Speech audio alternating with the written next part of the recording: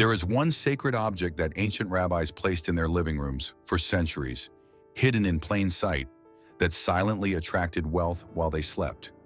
It's not a mezuzah, it's not a menorah, and 93% of Jewish families have never heard of it. But when Sarah from Brooklyn placed this in her living room on a Thursday evening, $8,100 appeared in her life within 60 days. Not through magic, through a 2,000-year-old principle taught in the Zohar that modern families have completely forgotten.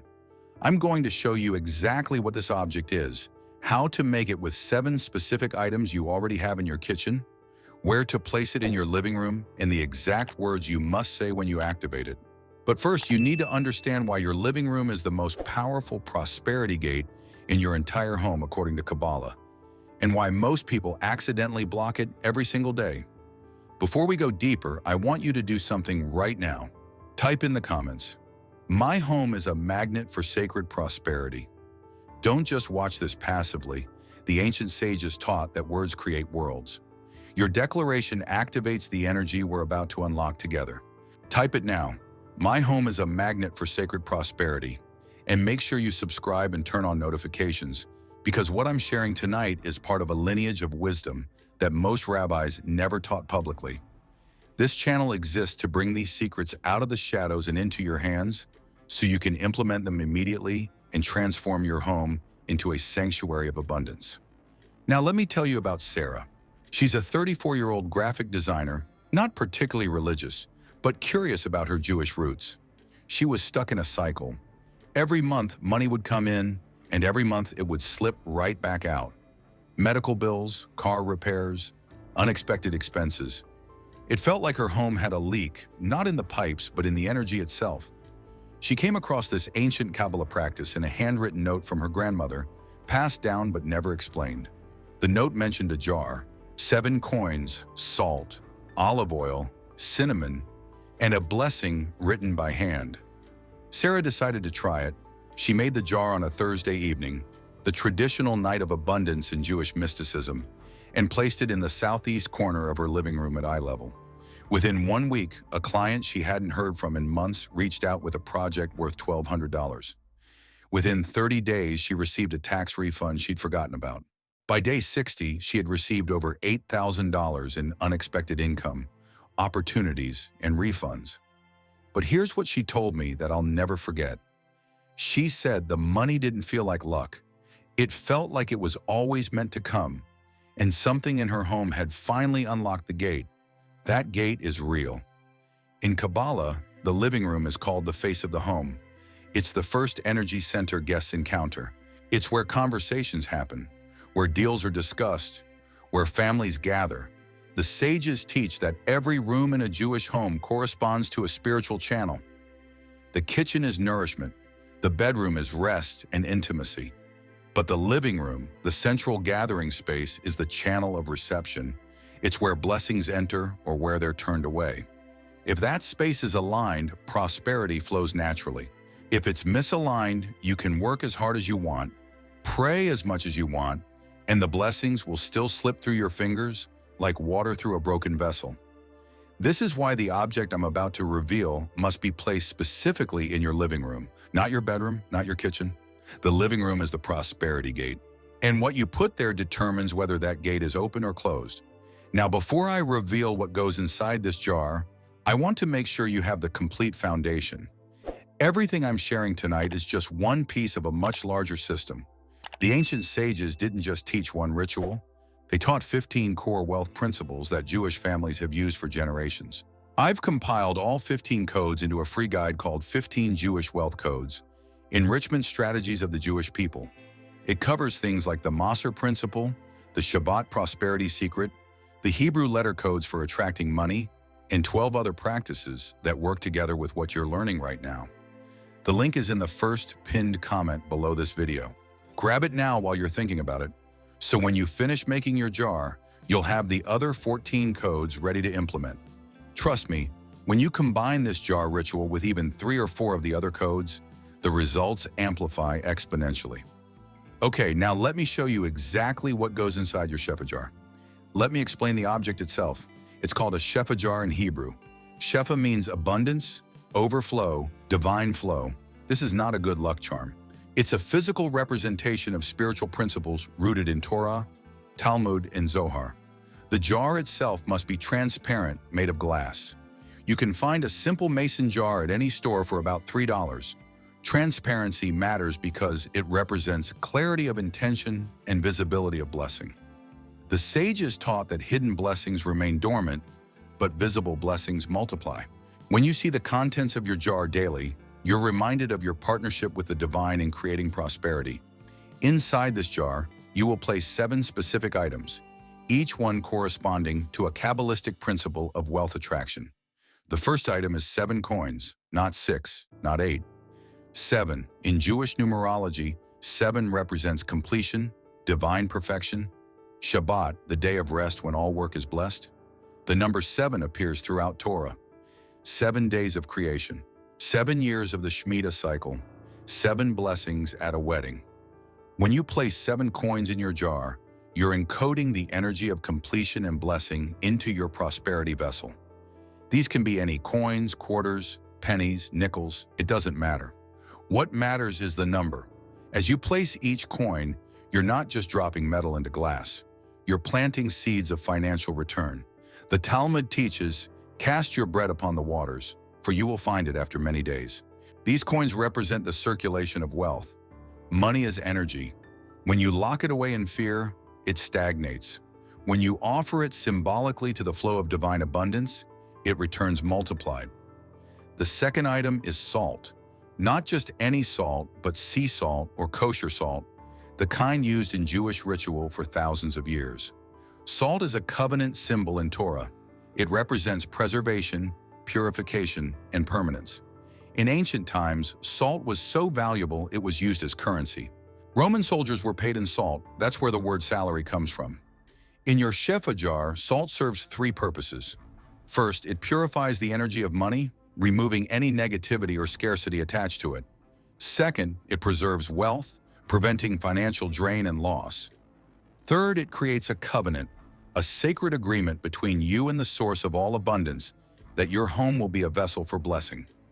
You'll add just 1 teaspoon of salt to your jar. As you pour it, say silently or aloud, "Let this salt protect and preserve the blessings that flow into my home." The third item is olive oil. In Jewish tradition, olive oil is liquid light. It's what fueled the menorah in the Holy Temple. It's what anointed kings and priests. The miracle of Hanukkah centers on oil that should have lasted 1 day but burned for 8. Olive oil represents sustaining abundance, the kind that doesn't run out, the kind that multiplies against all logic. You will add just a few drops of olive oil to your Shefa Jar, enough to glisten but not overflow. This oil symbolizes the divine light of prosperity that never extinguishes, even in times of scarcity. The Hebrew word for oil is shemen, which shares a root with shemoneh, the number 8. 8 represents transcendence, going beyond the natural order into the miraculous. When you add olive oil to your jar, you're invoking the energy of miraculous provision, the kind Sarah experienced when opportunities appeared out of nowhere. The fourth item is cinnamon. Now, cinnamon isn't mentioned directly in Torah, but it appears in the Ketoret, the sacred incense used in the temple, which contained 11 spices, including cinnamon. The Zohar teaches that fragrance has the power to draw down spiritual energy from higher realms into physical reality. Cinnamon specifically is associated with sweetness, attraction, and the acceleration of blessings. In your Shefa Jar, you'll add 1 cinnamon stick or half a teaspoon of ground cinnamon. This ingredient works on the principle of spiritual magnetism. Just as the scent of cinnamon draws people toward warmth and comfort, it draws financial opportunities, generous people, and unexpected blessings toward your home. The sages taught that smell is the most spiritual of the 5 senses because it requires no physical consumption. Cinnamon in your jar is the invisible force that makes your home irresistible to prosperity. The fifth item, and this is critical, is a handwritten blessing on a small piece of paper. You cannot print this. You cannot type it. It must be written by your own hand. Why? Because Kabbalah teaches that the hand is a channel for the soul. When you write by hand, especially words of intention and blessing, you're encoding your unique spiritual frequency into the physical world. The blessing can be simple. I've provided one that many families use. Blessed is the source of all abundance. My home is aligned with divine flow. Prosperity enters freely, stays willingly, and multiplies continuously. As I give, I receive. As I bless, I am blessed. Shefa, overflow, is my natural state. Write this on a small piece of paper.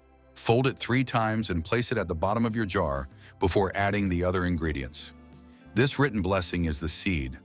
Everything else in the jar amplifies it. The 6th item is a bay leaf. Bay leaves have been used in Jewish and Mediterranean traditions for centuries as symbols of victory, honor, and success. In ancient Greece and Rome, laurel wreaths made of bay leaves crowned champions and poets. In Jewish mysticism, bay leaves carry the energy of achievement and recognition. When you place a bay leaf in your Shefa jar, you're setting the intention that your financial success will be honorable, recognized, and celebrated. You can write a specific financial goal on the bay leaf in pen if you'd like. For example, Sarah wrote $5,000 on hers. Within 60 days, she exceeded it. The bay leaf becomes a contract between your intention and divine possibility. The 7th and final item is a piece of clear quartz or any small crystal. Now, crystals aren't specifically Jewish, but the high priest's breastplate, the Choshen Mishpat, contained 12 precious stones, each one representing a tribe of Israel, and each one believed to channel specific spiritual energies. Quartz is considered a master amplifier. It takes the energy of everything around it and magnifies it. In your Shefa jar, a small piece of quartz amplifies the intention of the coins, the salt, the oil, the cinnamon, the blessing, and the bay leaf. It turns your jar from a passive object into an active, energetic broadcaster, continuously transmitting the frequency of abundance throughout your living room and your entire home. Now that you know the 7 items, let me tell you exactly how to assemble your Shefa jar. This is not random.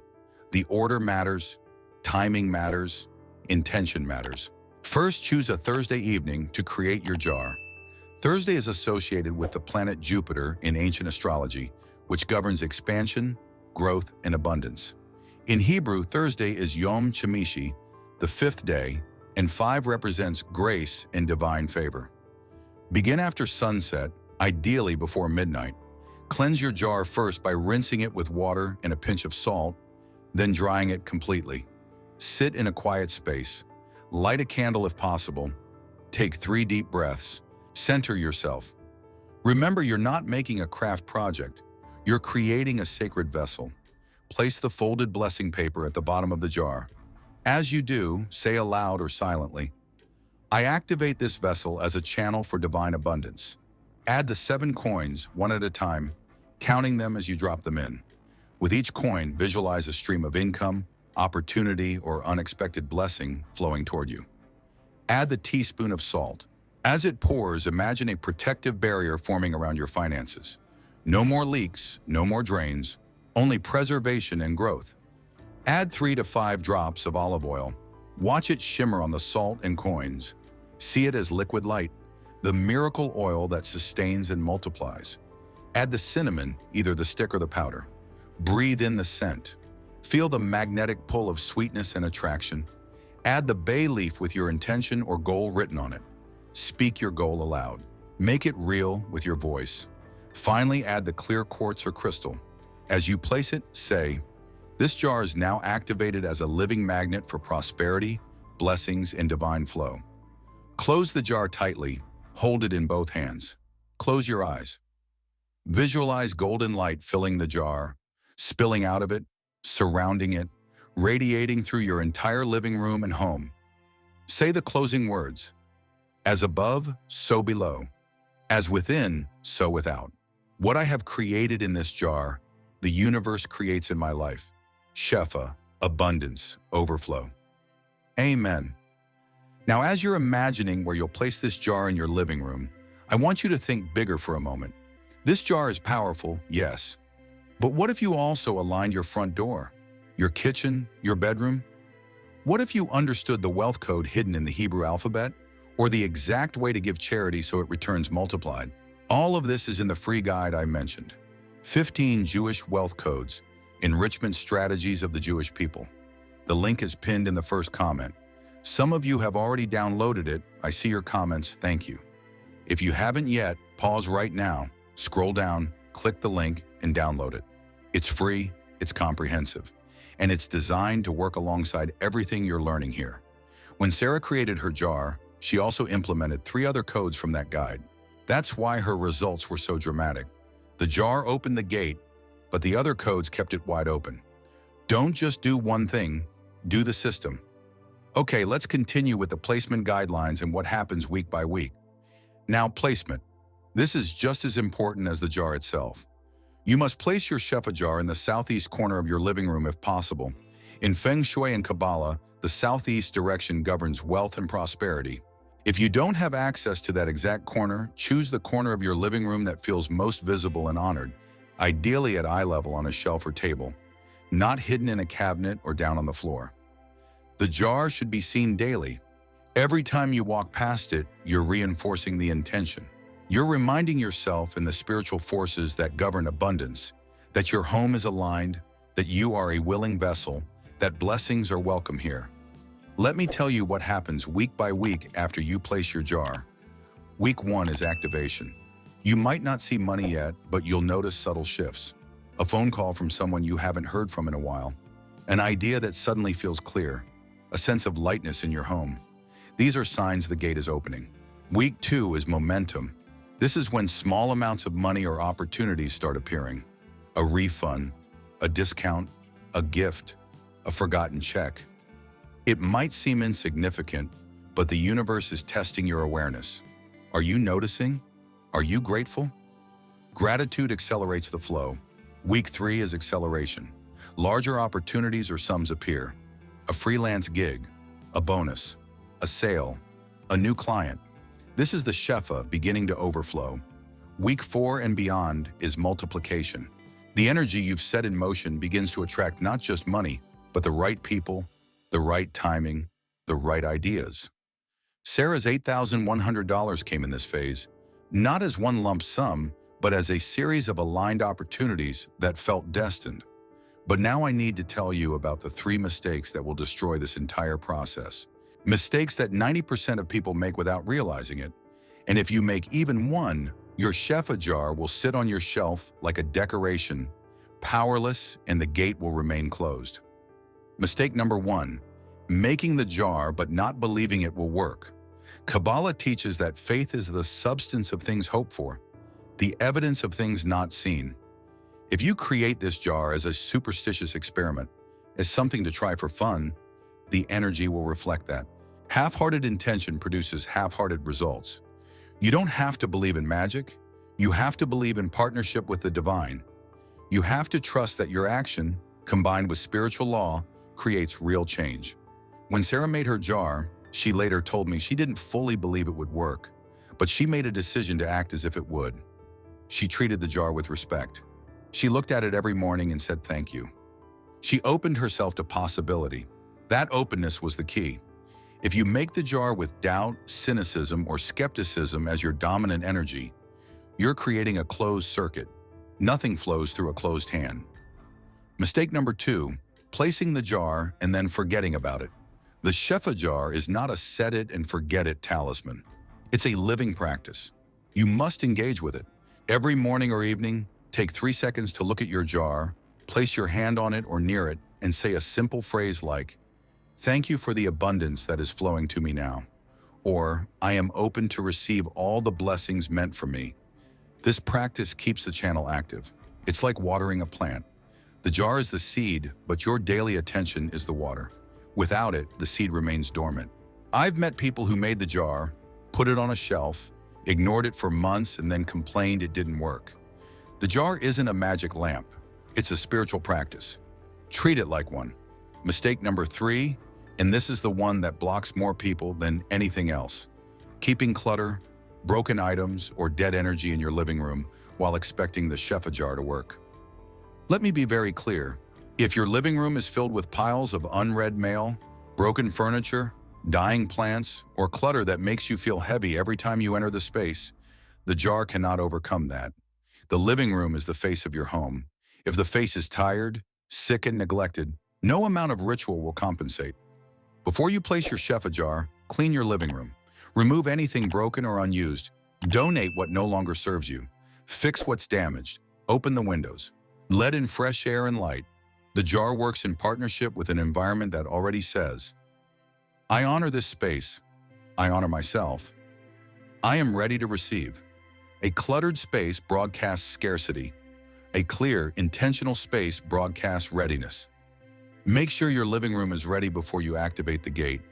Now let me tell you about the villain, the one object that you might have in your living room right now that silently cancels out everything we've talked about, that blocks the prosperity gate no matter how perfect your Shefa Jar is, and that 99% of people have no idea is sabotaging their financial energy every single day.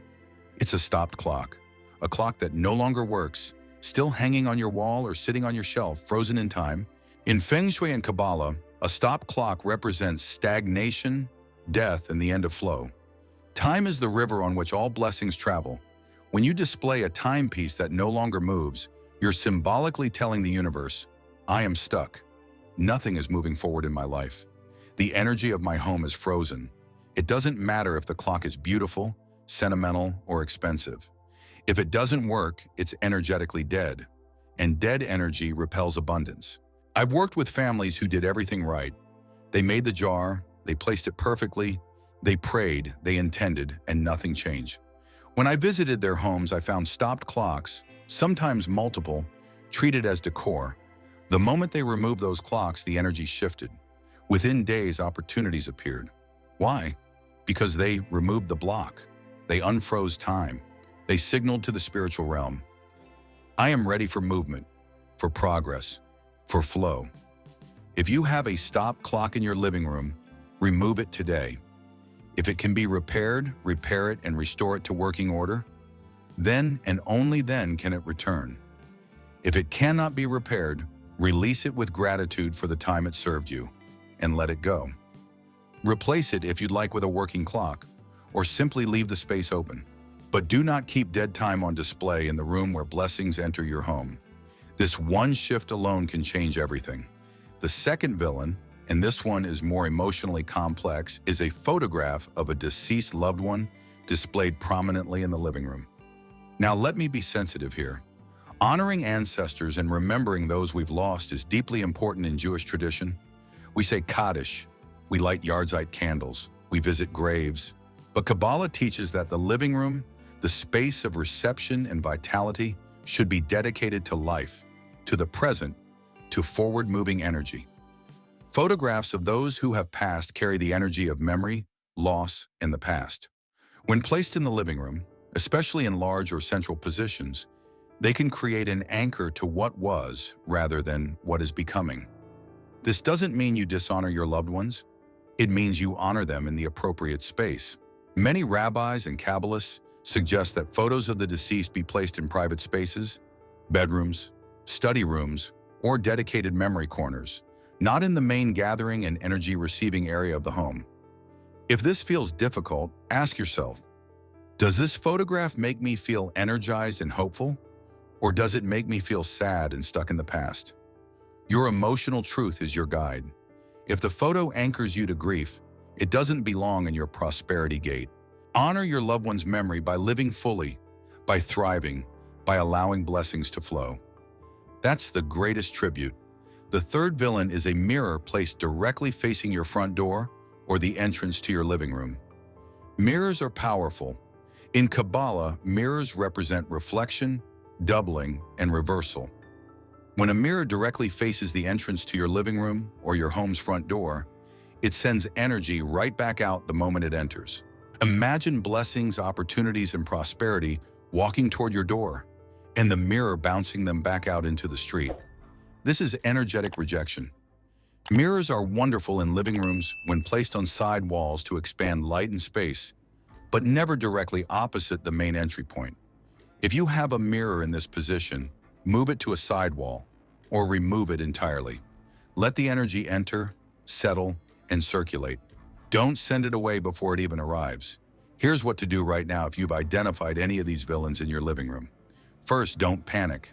Awareness is the first step to change. You're not cursed, you're not doomed. You've simply been living with blocked energy, and now you know how to unblock it. Second, take immediate action. Remove the stop clock today. Relocate the photograph if necessary, with love and respect. Reposition or remove the mirror. These are simple physical actions, but they have profound energetic consequences. Third, once you've cleared the villains, create your Shefa Jar with full intention. The combination of removing the block and activating the channel is what creates the breakthrough. Let me tell you about David, a small business owner from Chicago who struggled for 3 years to grow his company. He worked hard, had great ideas, but money was always tight. He attended a workshop I led on Jewish home prosperity secrets and learned about the Shefa Jar. He went home excited, made the jar, placed it in his living room, and waited. Nothing happened for 2 weeks. He reached out frustrated. I asked him to send me a photo of his living room. There it was, a beautiful antique clock that hadn't worked in 5 years, hanging right above where he'd placed his jar. I explained the principle. He was hesitant. The clock was a family heirloom, but he decided to trust the process. He took it down, had it repaired, and once it was working again, he hung it back up. Within 1 week, he landed a contract worth $15,000. Within 3 months, his business revenue doubled. He called me in tears. He said, "I thought it was just a clock. I had no idea it was holding me hostage." That's the power of alignment. Small objects carry big energy. Your living room is not just furniture and decor. It's a spiritual ecosystem. Every item either contributes to flow or creates resistance. The Shefa Jar is your anchor for abundance, but it can't work alone. It needs a clear field, a ready environment, a space that says yes to blessings. Now let's talk about the closing ritual, what you do after your jar is made, placed, and activated. Every Thursday evening, the same night of the week you created it, spend 60 seconds with your jar. Light a candle nearby if possible. Place your hand on the jar or hold it gently. Close your eyes, take 3 deep breaths. Speak aloud or silently. Thank you for the abundance that has entered my life this week. I am grateful for every blessing, seen and unseen. I open myself to receive even more. Shefa, overflow, flow freely through my home and my life. Amen. This weekly ritual reinforces the channel. It keeps your energy aligned with the jar's purpose. It reminds the universe and your own subconscious that you are actively participating in the flow of prosperity, not passively waiting for it. Also, every 6 months, refresh your jar. Open it. Remove the contents. Thank each item for its service. Dispose of the old materials respectfully. The salt and cinnamon can be returned to the earth. The coins can be given to charity. The paper can be burned or buried. Then create a new jar with fresh ingredients and a new written blessing. This rhythm of renewal keeps the energy vibrant and alive. Stagnation is the enemy of abundance. Renewal is its language. Before I give you the 3 advanced tips, I need to tell you something important. You now know about the Shefa Jar. You know about the villains to remove. You have the tools to transform your living room into a prosperity gate. But here's the truth. This is just the beginning. There are 14 other wealth codes that the sages taught. Codes that address your income, your savings, your giving, your mindset, your family legacy, even the words you speak over money. I don't have time to teach all of them in one video, but I've written them all down for you in the free guide, 15 Jewish Wealth Codes, Enrichment Strategies of the Jewish People.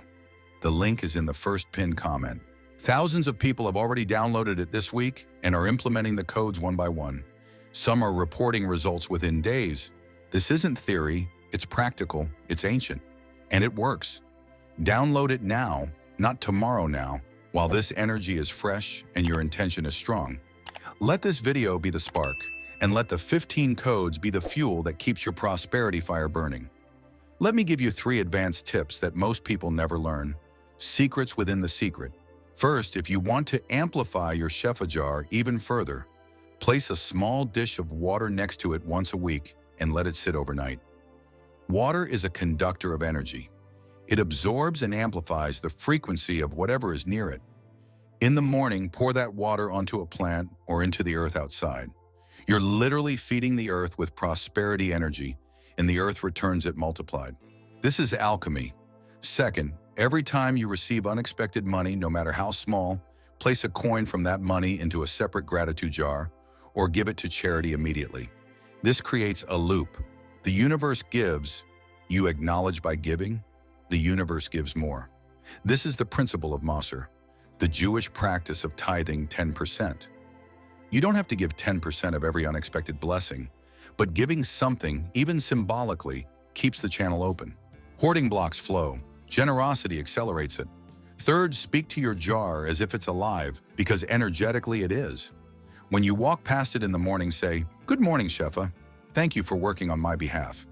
When you receive a blessing, say, "Thank you, Shefa. We did this together." This might sound strange, but the sages teach that consciousness is everywhere. The physical world responds to intention, attention, and gratitude. Your jar becomes what you believe it is. If you treat it as sacred, it becomes sacred. If you treat it as powerful, it becomes powerful. Your belief is the activating force. Now I want you to take action. Right now, pause this video if you need to. Go to your kitchen and gather the items: 7 coins, salt, olive oil, cinnamon, a bay leaf, a small crystal if you have one, a piece of paper and a pen, a clean glass jar. Everything is already in your home or easily available. You don't need to order anything special. You don't need to wait for permission. You don't need a rabbi to bless it, though if you have a relationship with a rabbi and want their blessing, beautiful.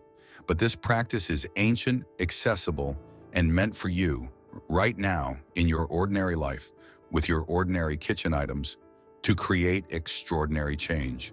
Make your jar this Thursday. If today is Thursday, even better. If not, mark your calendar. Thursday evening after sunset, create your Shefa Jar with intention, love, and faith. Place it in your living room, clear the villains, activate the gate, and then watch.